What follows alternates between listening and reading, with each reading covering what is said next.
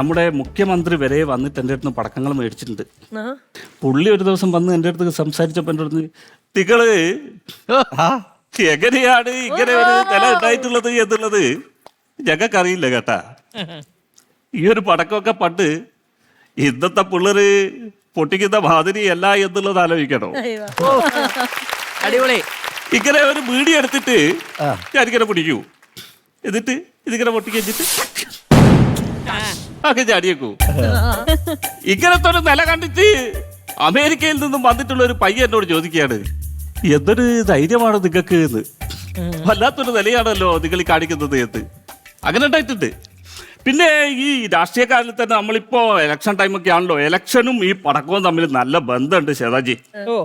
ഏത് പൊട്ടും ഏത് പൊട്ടൂലെന്ന് ഇത് കഴിഞ്ഞു കഴിഞ്ഞാലേ പറയാൻ പറ്റുള്ളൂ. അതെ, പി.കെ. കുഞ്ഞാലിക്കുട്ടി സാഹിബൊക്കെ വന്നിട്ട് എൻ്റെ അടുത്ത് പടക്കം മേടിച്ചിട്ടുണ്ട്. എന്ത് മനോഹരമായിട്ടുള്ള പടക്കങ്ങളാണ് നിങ്ങൾ വെക്കുന്നത് എന്നുള്ളത് എനിക്ക് ഇപ്പോഴാണ് മനസ്സിലായിട്ടുള്ളത്.